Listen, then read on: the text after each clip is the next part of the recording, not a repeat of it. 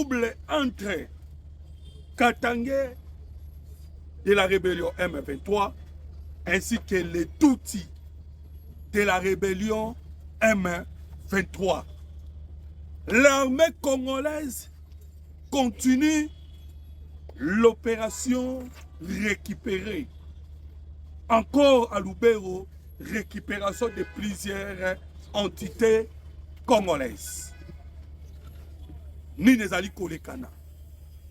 Mbote na bino bandeko ba congolais de partout. Et surtout bino balandi ya chaîne na biso. Tozana esengo kuya kubeta elongo na bino ba actualité ya mboka Congo. Bandeko ba congolais tozana ba bonne nouvelle pour la République démocratique du Congo kaka ndenge ba uti koyoka ngai koloba. Momo tobeta bino masolo bandeko. Na kati ya mouvement M23 AFC eza koyinda.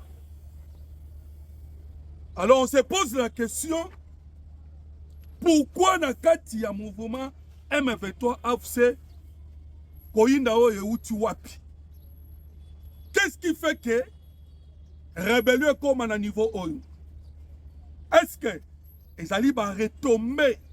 Il y a une réunion au Elekanaki le 18 et le 17 mars. Nous allons analyser yango par rapport à l'événement au Moussousou. Ça vient de tomber. Je vais vous lire un document. Après Yannick Tissola. Et qui kokoma Mama o na kombo ya Kaja.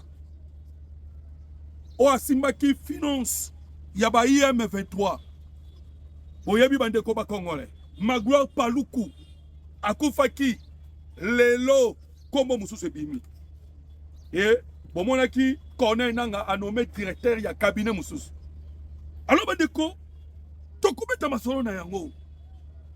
On va essayer de comprendre mouvement M23.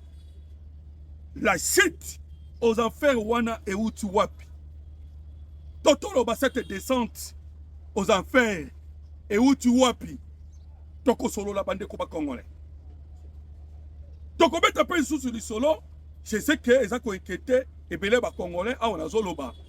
Ezali likambuya rencontre o ekosalama na la date ya le 13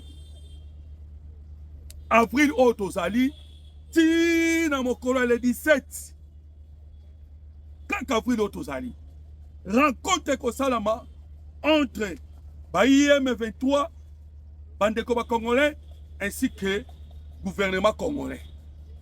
Nous vous informons. Mais l'objectif est anine. Nous avons constaté que rencontre Wane Botami, parce que cette fois-ci, vous en Suisse. Je vous dirai avec ma détail. Nini kolekana na rencontre à cette fois-ci. Pourquoi? Parce que dans le moment où il rencontre Wane s'est préparé, il y a le 13 et le 17. N'oubliez pas. Baebisaki na Baem 23 d'ici le 15 Outoba, l'armée rwandaise. D'ici le 15 va libérer Est Mobimba, dans le 15 avril. Alors, Bandeko, il y a tellement de dates, il y a tellement des événements. Nakokende, je vais analyser yango. Je vais essayer un peu Bandeko Congolais comprendre la situation à la République démocratique du Congo. Le numéro 1 à Monisco, James Schwan. Déjà Yaki Awa. Il est déjà en RDC. Lobby a signifié qu'il mission naïe. Je sais que Bandeko Congolais belé pas sa confiance. L'issue Monisco. Mais cette fois-ci Boyoka est un peu important parce que la politique n'est pas dynamique. Cela veut dire à un moment 6 et Balukaka 9. Donc, à Otokoloba, 6 c'est Baluki 9. Pourquoi? Le patron de Monisco, Bandeko Congolais, a Solo, allait ailleurs à Télémi à Talissi mission naïe. Mais mission est comme complexe. Mais à ce qui s'est passé, ça mission a été.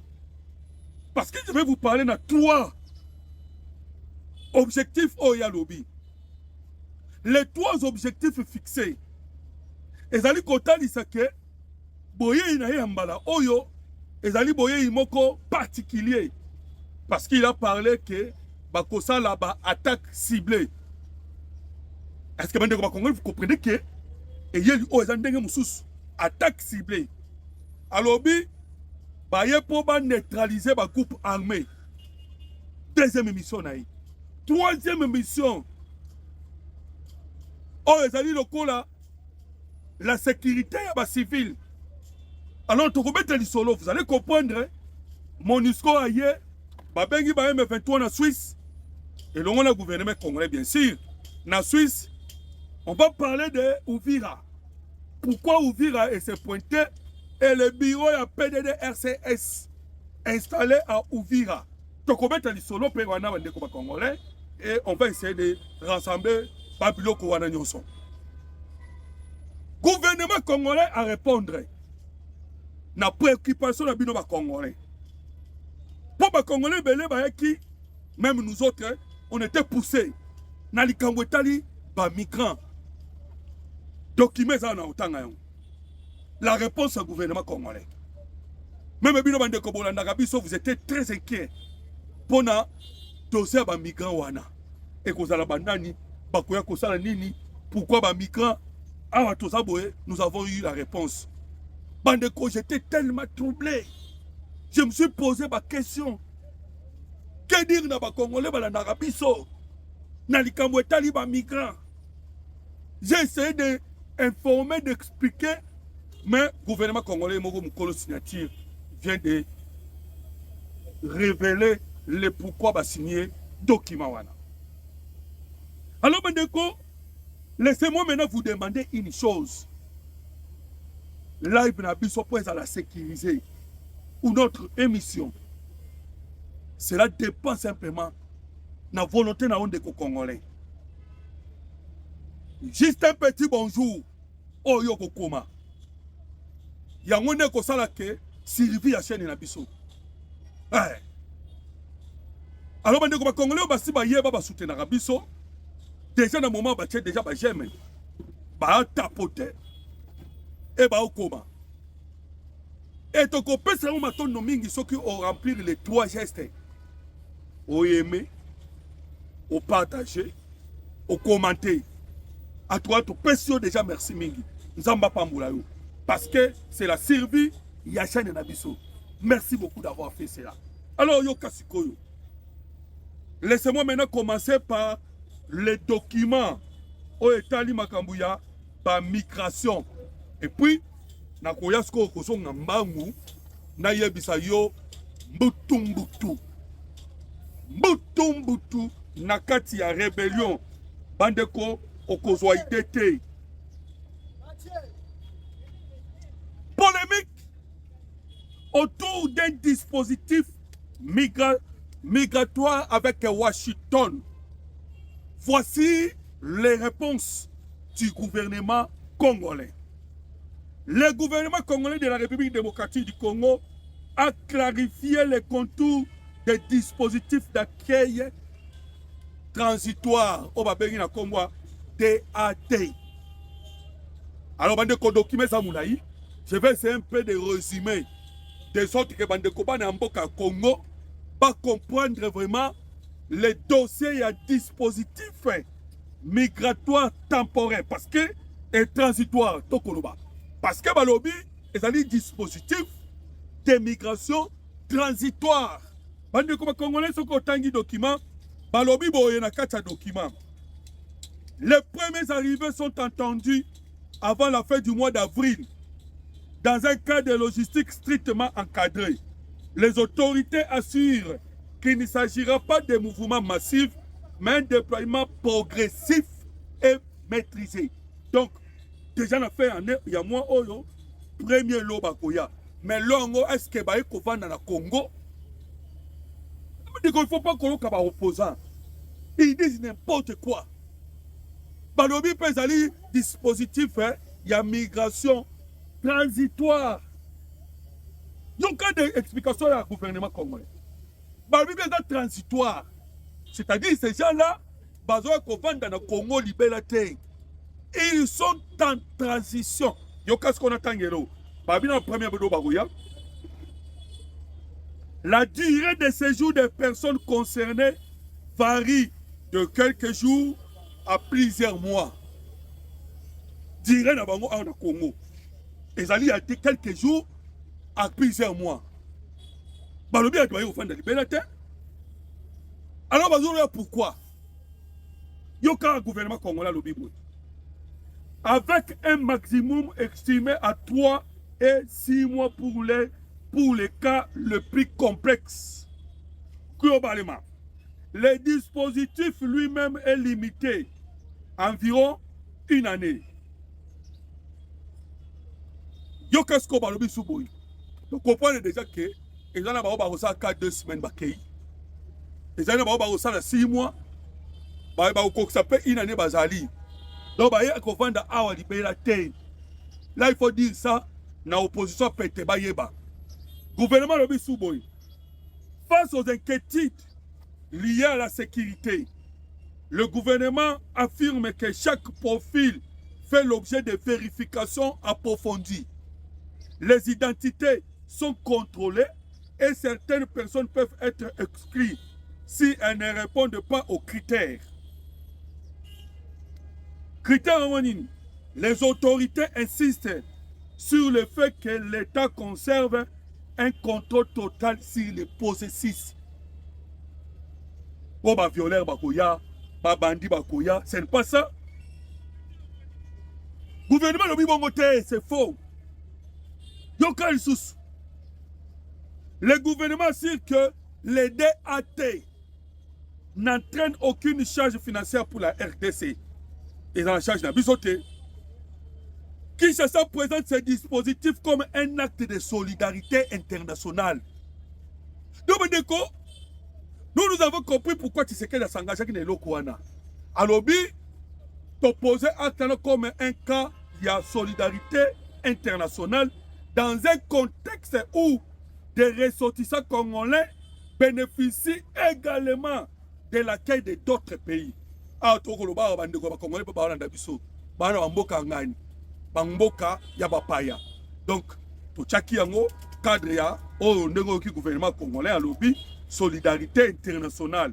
Et puis, gouvernement congolais assiste à Kolobaboui. L'autorité estime que cette initiative contribue à renforcer la crédibilité diplomatique de la République démocratique du Congo et à sa position sur la scène internationale. Voilà. Document ça moulaï. Alors rendez-vous dans WhatsApp. Na tchela binongo nyonso. Donc ba migrants bazoya kaka pour la transition. Akoyawa et puis azongi na mboka na bango. Gouvernement bien vous avez contrôle na nyonso. Et gouvernement bien sali yango dans l'objectif il y a solidarité internationale avec d'autres pays. Il y a République démocratique du Congo. Bandeko, on en a besoin. Je vous l'ai dit. Vous savez que la décision que vous se prise, c'est congolais. Dans mon avis, dernièrement, awa, gouvernement a pris décision, il y a à peu près combien? Il y a à peu près 30 ou 40 millions de dollars. On appelle ça qui est à Monaco. On appelle ça qui est à Barcelone. Bato balobi ebele. Mais ils ne savent pas que les alliés, Paul Kagame a dit que ça là, dans l'objectif, il y a Kundabiso. Donc nous aussi, on doit le faire dans l'objectif, il y a Kuteka l'image de Biso. L'image de la République démocratique du Congo est qui vendue d'une manière négative dans Mouki Mobima. Bandeko, Naouti Kokutana avec un vieux papa. Vous savez, Bandeko, ce vieux papa est Pissinganin. Alobi, a eu occasion de tambola. Si tu te présentes quelque part comme Congolais, déjà on te voit comme Moutoumoko Boye, Aoutina, Mboka ya Magui, Mboka ya Patati Patata. Donc, l'image de la République démocratique du Congo était comme Mabe. Alors, voilà pourquoi, au moment qui même à Angola, on a violé nos serfs. On a tué nos frères. Aucun à Congo Brazzaville. Ils ont même dit Boma Zaywa, Tikanyoka. Et ça se fait comme ça dans tous les pays du monde. Or, en vérité, un Congolais a un terre à Kokende Kosenga. Migration n'est pas un bon comme sous-souté. Parce que c'est un peu pour nous côté dans le Congo. Parce que le Congo, c'est un paradis. Le pays le plus puissant dans Mukili. Na minute où Maï na biso le Kina, Maï ya Brésil. Maï na biso le Kina ya Brésil. Mais vous imaginez que bateau batoni na bomengo, bazo sakana na bango mboka mususu. Alors, il faut comprendre les noms de président Tshisekedi avec tout ce qu'il est en train de faire, na objectif ya kofungula maintenant la République démocratique du Congo na miso mukili mobimba. Tokozongi la dossier yango bandeko ba Congolais. Parce que yango aussi ça va ancre. Mais yoka mbutu bandeko ba Congolais entre le M23. Hey, bandeko, yokana nouvelle outi kokweya. Et puis alors je vais avancer. Et outi ko tombe kaka sikoyo. Ndenge na outi ko ebiso ke confusion o e comme na niveau mususu. Confusion entre le M23 Katangé et le M23 Rwanda Tutsi. Webike nanga ayebisa kibiso tonga zaki na Kenya. Nanga loba kiboye. AFC M23 et tondi na batu. Ils sont 200 et quelques AFC M23. Voilà le niveau à Kenya. Donc la majorité, oh il y a quelqu'un qui ont recruté, ce sont Bayi peut perdre. Mais Bayi peut perdre, Baouta qui wa Nakatia Krakatanga. Ndeba quelqu'un qui renforcé qu'on est nanga. Nanga ibisa kibiso bazali 200 et quelques. Na 200 et quelques, bazali ko région de Nanga, Moko. Ndeba ke koton dit ça AFC M23. Mais au to koloba. Bouton. Kagame n'a plus confiance. Yabayou M23 originaire ou recruté au Grand Katanga. Kagame azali ko accusé le M23 venant du Katanga comme étant des traîtres. Et vous savez pourquoi? Parce que la toute dernière réunion, Oye Salamaki na Kalundu, na Uvira, lorsque le M23, badaki ko contrôler la ville d'Uvira, réunion ya makasi Ole Kanaki, objectif nango ezaki kozwa Katanga. Parce que Kagame a salaki réunion avec Kabila et les autres, balobi, tokende to sala forcing, tozwa Uvira. Et bon, il faut voir babandeko bayebi Uvira. Ils savent bien que na Uvira, majorité de la population basakuna, les bafouilero, les babembe et l'obiawa. Justin Bitakwira vient de le dire. Nazali Mouta tribaliste était. Mais nous devons dire la vérité, bandeko ba Congolais. Ils sont arrivés quand même à aller corrompre. Bandeko na biso. Oh, bazali na communauté ou toloba etini bafouilero. Ça c'est juste qui takwira. Ngaite muna lobi yango. Juste au point bachaki même ba 500 $. Pour que ba kende kocha ba explosif. Bandeko ba Congolais. C'était la toute dernière carte ya Paul Kagame. Parce que l'objectif est zalaki Katanga. Le koba koma ki na Uvira bamonaki déjà lac Tanganyika. Et boyebi ke soko moni lac Tanganyika okita boye. Okota moko Kalemi mbala moko Katanga mobimba. Alors réunion souke koti na Uvira na Kalundu, il y avait des Tutsis Rwandais, des Tutsis, il y a M23 ainsi que les M23 rebelles d'origine, il y a Grand Katanga. Parce que l'objectif est de Katanga. Ces gens-là vont continuer réunion. il y avait des officiers rwandais Tutsi. Je dis bien. Mais nous disons ce qui s'était passé. Des officiers rwandais Tutsi qui étaient là. Bandeko, je vous dis qu'ils ont qui préparatifs. Il y a beaucoup de grand Katanga. Tout d'un coup, drone et mati. Hein? Et Betty Kagame perda par élite. Obaya ki réunion wana na Kalundu. Kagame a perda ba commando. Oba uta bandeko ba Congolais na Cal Belcato na Mozambique. Na ba commando ne mususu. Oba uta na Centrafrique. Alors Mbutu bandi wana qui a signalé la position Yabayi M23 AFC Rwanda na Kalundu parce que frappe wana ya drone et salaki après près 46 officiers au banga basa démarche avec ya allant vers Katanga. Qui a signalé la position? Mbutu ekoti.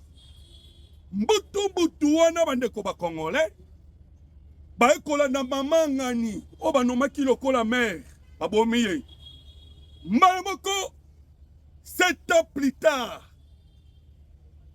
la personne qui avait disparu bandeko a disparaître qui liboso ya baitando ki azali komona na te akomaki discret.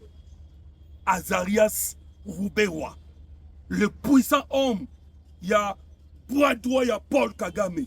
Lui qui a été à côté de Paul Kagame et qui était le vice-président de la République démocratique du Congo. Na 1+4. Bande Kotango Longwaki a Kenaki États-Unis d'Amérique. Et sachez bien que dans ma migration, on vous parlera aussi des États-Unis d'Amérique. Parce que dans les États-Unis d'Amérique, on dépasse base Vandi. Base Yanani, il y a Rwandais qui se disait Nyamulenge au bazar des États-Unis d'Amérique qui finance les rébellions. Ça aussi, Donald Trump a le Bélécam. On n'entre pas là-dedans. Mais toi, on a qu'à Mbutu. Parce que Mbutu bandaki entre les Tutsi, il y a Rwanda, Tutsi Rwandais, ainsi que les rebelles M23 d'origine Grand Katanga et Zakalundu. Mbamoko Azara sur Roubert Wabimi Mbamoko n'empoisa. Roubert Walobi, je ne comprends pas. N'engeni ni makambo sami boy. Première prise de parole. Deuxième prise de parole de Yamoutou Ezara Kinani. Moïse Nyarugabo. Et tellement Mbutu les kakibande de Koba Congolais. Tu comme on a Mamoko James Kabarebe, il quitta les Rwandais pour ne koya directement Nagoma. Et l'information nous est parvenue.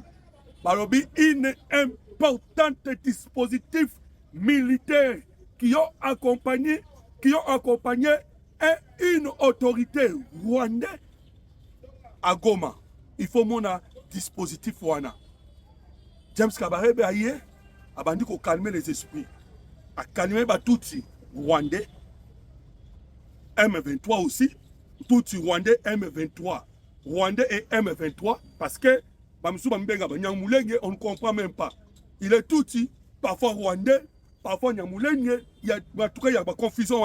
Mais du moins, disons qu'à Tutsi parce que le même individu, au moins on a mis le rwandais, par individu, au moins on a mis le barao, toi Nyamulenge.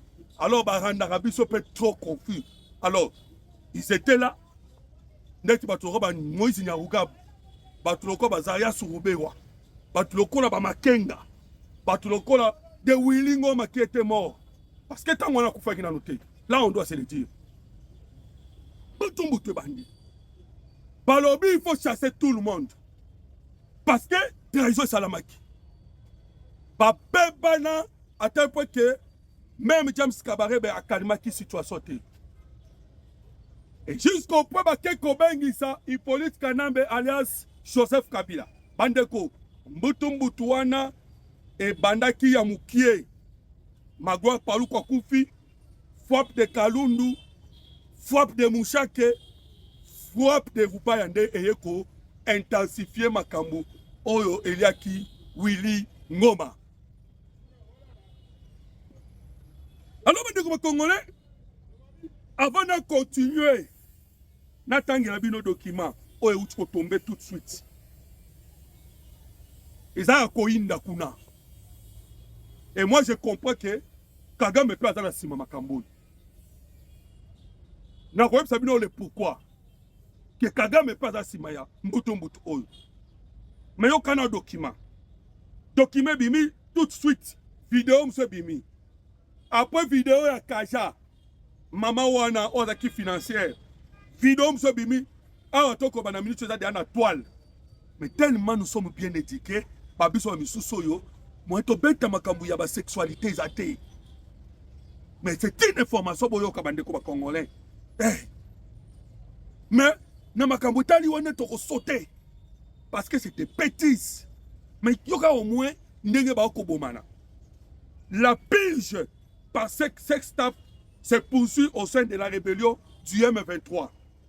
Après Yannick Tissola, directeur du cabinet de Corneille Nanga, suspendu le 7 avril 2026, a rappelé déjà remplacé, pour des faits de violence sexuelle commis sur sa domestique.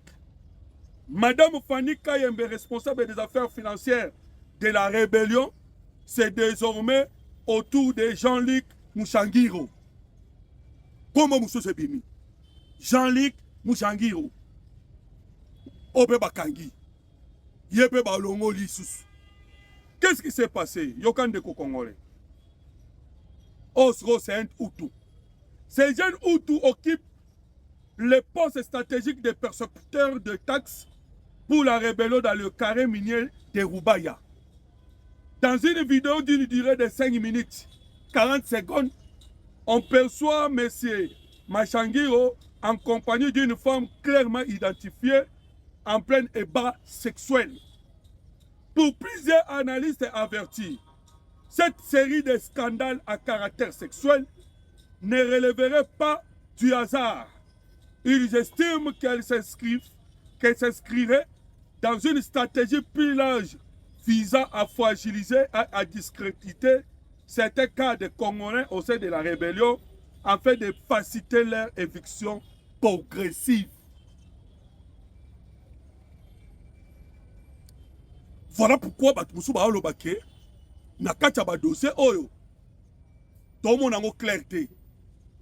C'est comme si Kagame est Azawana.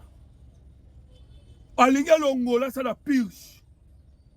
Par sa décision. Vous voyez Kagame est bien. Ba compagnon Moussé Nyoso Koufa. Kobanana Yemoko Moussé l'aura décidé Kabila. Tout le reste Bakoufa. Bakoufa pourquoi? Parce que lui il utilise. Yepona Kagame Azoka Congolais. Il a révélé dans la vidéo. Bande ko beaucoup tananga na WhatsApp. Je vais na WhatsApp nos vidéos. Oyo mwana ya mwana kasi ya Kagame aloba ba Congolais bazali lokola hein des histoires qu'on peut utiliser et jeter. Voilà pourquoi il Kagame a ça il a ba Congolais bongo. Tala ndenge azali ko éliminer Congolais moko. Vous le verrez dans des histoires pareilles. Au Komona Rwandais ou Nyamulenge Tuti, il y a M23 na kata makambo yote. Okoyoka ba Paluku, okoyoka ba Yannick Tissola, okoyoka kaka ba Fanny Kaja, okoyoka kaka majorité. Oyo bazo bima kaka, bazo travailler mabe, bazo boye, c'est ce que des Congolais, des Hutus ou d'originaire ya Katanga. Message bandeko ba Congolais pour bandeko so ba Katangé. C'est Kagame qui est l'auteur. Il y a liwa ya Moussé Loura Désiré Kabila. Kagame mutasa auteur na yango. Voilà pourquoi nous vous disons tant nous sommes. Kagame azati na binote, azati na Congo. Vous avez compris maintenant que quand il s'agissait maintenant Yakoya Congo pour récupérer ou déstabiliser les gars Katanga. Oh, pour déstabiliser Kinshasa, Kagame Baluki. Kagame Baluki. Bandeko. Ba révélation. il y a document. Rendez-vous dans WhatsApp, dans ce qu'on appelle ça un numéro. Au comment on a la révélation. Il y a pas expert, il y a ONU. Bah, le bien clair. Qu'est-ce que les experts de l'ONU ont dit? Ils ont dit ceci. Les objectifs de Nanga et Hippolyte Kanambe alias Joseph Kabila ne sont pas les objectifs de Sultani Makenga, Moïse Nyarugabo et Azaria Sourouberwa ainsi que Paul Kagame. Voilà pourquoi Tangu Hippolyte Kanambe ayaki na Goma pour na Kagame satisfaire ye parce que boyoka ki dernièrement Kagame poataki abi un ancien président o aye pour na stabiliser Congo parce que pour na Kagame nenga kocha basolani na Congo nde ko stabiliser. Alobi non ça va, c'est normal. Maintenant Tangu Kabila koti selon les experts ya Nations Unies babi que Tangu Kagame a koti plutôt Kabila a koti na Goma mbala moko yambi nanga ba sololi na Corneille nanga pendant 2 heures mais tango komi tout ya Makenga Kabila boko ya Makenga. Cela a pris du temps. Pourquoi? Parce que Kabila avait retourné na pouvoir. Mais Makenga avait installé l'empire Imatuti. D'ailleurs, le projet Empire Imatuti est quoi déjà la maille? Ah, tu as bête na bino masolo. Pourquoi tu as quoi bango? Lobby bande ko ba congolais. Vous savez ce qui s'est passé? Lobby. Bah M23 il fallait pas que Suisse. Ils n'ont pas de passeport, ils n'ont pas de documents. Mais bon baba qui basali Empire non. Fallait pas kende na kombo ya Kivu. Ba kende na kombo ya Kivu te. Mais tellement ils ont accepté, je vous dis, bandimi bakende cantonnement. Ce qui va causer, et talibango, je vous dirai, les actions ekoya. Mais nous avons mis la bino solo pour vous dire que le 17, le 18, et plutôt, le 13 avril, le 14, le 15, le 16 et le 17, 5 jours, nous avons négocié. Ndenge ba kobima na sol congolais. Ndenge ba okende cantonnement avec le gouvernement congolais. 5 jours na Suisse. Et pour manifester leur volonté, il y a que bazo kende cantonnement basengi na gouvernement congolais appelle ça na bango ba passeport. Je vous le dis. Et c'est la MONUSCO. On est allé maintenant dirigé par James Swan. Ozali, originaire des États-Unis d'Amérique, l'ami à Donald Trump, n'a facilité tout l'obtention il y a un passeport. Ah, de Komoloto, de bango ba ozo suba passeport. Pourquoi le gouvernement congolais appelle ce passeport? Le gouvernement congolais appelle ce passeport parce que ce sont des criminels. Non, non des Congolais. Hein? Les discours politiques qui ne sont pas des réalités politiques. Il faut que nous avons perdu combien de balles en Congo? Et Pelé, Bitumba, et Kobunamala Congo. Alors, il y a Simi Munduki, Yoko Ekobotole Ngobonon. On a posé un passeport ce soir. On a posé un boye, Kaboute, Tokeboy, à Toké. Tout ça, ça va. Libérez ma belle, libérez. Alors, ce qu'il faut libérer ma belle. Allez, tout ça, non? Rétablissement de l'autorité de l'État sur toute l'étendue du territoire national. Sur toute l'étendue du territoire national. Ce qui est ennemi, endémique, collaborer. C'est comme à la justice. On va lui poser la question. Yosko Samba, coupable ou non coupable? Quant à toi, il faut choisir. On va non coupable. Je vais négocier avec la justice. Avec la justice, on négocie, non? À fin de compte, la justice va appliquer la loi. Et les M23 passent un passeport. Pour te mettre à solo en Suisse, pas de problème. Bon passeport, toqué Suisse, pendant 5 jours, toqué mettre à solo, toqué Toluca, Ndengani ni Bokotika, Manduki. Pourquoi? bandeko ba congolais. Moto copé la bandeko. Le 15 avril. Moto copé la le 15 avril. Ah, bon pesi biso ba date belé. Ezali kamba ba pesi bino ba date belé te. Hein? Ezali kamba pesi ba date belé te. Moto copé la le 15 avril. Pourquoi? Parce que le 15 avril, ezali Rwanda nemta ponaki. Rwanda lobaki a libéré 6 zones. Wadika les a la 4. Lubero les a la 4. Ba libérer c'est bien sûr. Ba libérer dans Lubero. Ça c'est ce qui est vrai. Nous voulons confirmons. Confirmons. Bien que na minute on a bamboka mso minene lokwa alimbongo. Tout ça la bande ko baza kuna ba benga ki to soyena ba babiki. Ils sont toujours à Limbongo. Mais va libérer des sabalim, Bamboka Bele, ou na minute Tobeta Masole et FADC ont remplacé.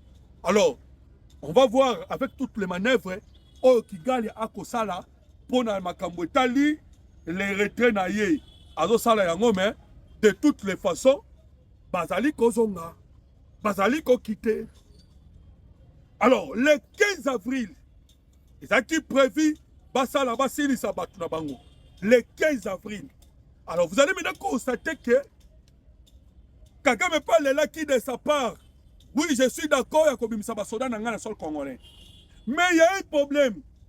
Tu sais que pas Dima, que solo la tamwa li solo, pourquoi Kagame commençait à avoir peur. La peur à Kagame Zanini. Le mouvement M23 AFC, lui il refuse que le mouvement Wanezong en Rwanda. Museveni pas lobby awate. Maintenant, bah, ok, parce que biso tolinga to ando beta. Voilà pourquoi il faut maintenant négocier na bango pour to négocier ka bango pour bango pe balobi te biso to kembo ka musu te to ke Rwanda. Voilà pourquoi ba solo zo lekana. Comment dernier ko encadrer bango. Mais ce qui va s'entêter parce que il faut qu'on se le dise. Ce qui va continuer qu'on s'entêter. Hein, bande ko ba congolais. C'est là où beaucoup monde a frappe à grande envergure.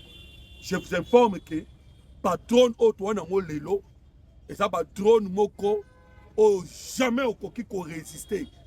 Parce que ils ont d'abord intelligence, ils ont kima radar, l'autre bengaka le priage électronique et mon angoté. Priage électronique et mon angoté. Alors comprendre déjà que Mambouma sombele. Makambozo kende na vitesse mususu. Donc vitesse au makambozo kende. Ezali makambu ya kolobake la fin de la guerre. Oyebi ke mokonzamboka achaki 6 milliards. 6 milliards année oyo. Pour la kosilisa la guerre. Parce que guerre basi ça va na mbongo. Eza maloba te. 6 milliards.